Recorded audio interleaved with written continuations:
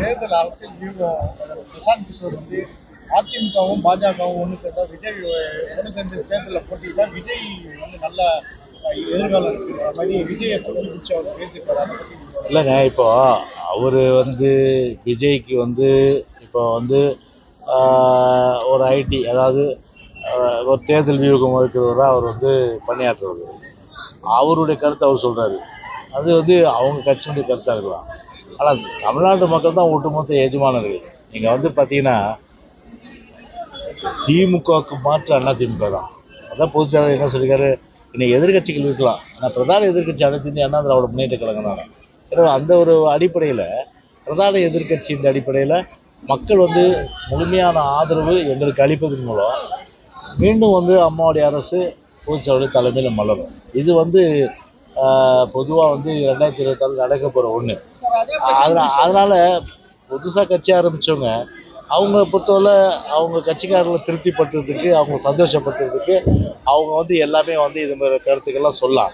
அது அவங்களுடைய வந்து ஜனநாயக உரிமை. அதை நீங்கள் போய் வந்து ஏன் இப்படி சொல்கிற அப்படின்னு சொல்லி அவங்கள போய் வாய் மூட முடியுமா?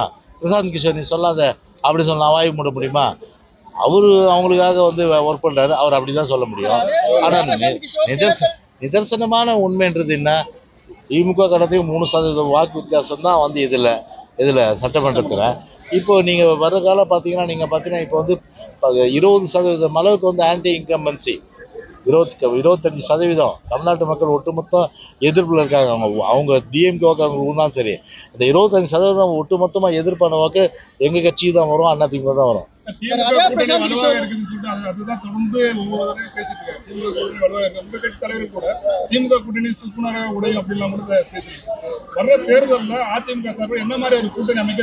ஒருத்தர் வலுவா இருக்குன்னு சொன்னாலே அவர் பலவீனமா இருக்குன்னு அர்த்தம்.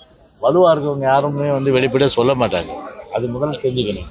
இப்போ பார்த்துங்க, இப்போ சிபிஎம் என்ன சொன்னாங்க, ஒரு மினி எமர்ஜென்சியாக தமிழ்நாடு நடக்குதுன்னு சொன்னாங்களா இல்லையா? இப்போ விசிக்கு அவர் வந்து புலம்ப ஆரம்பிச்சிட்டார். யார்?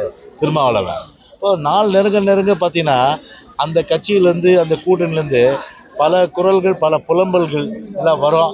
அது வந்து வரும்போது அங்கேருந்து வெளியேறுகின்ற ஒரு வாய்ப்புகள் நிச்சயமாக வரும்.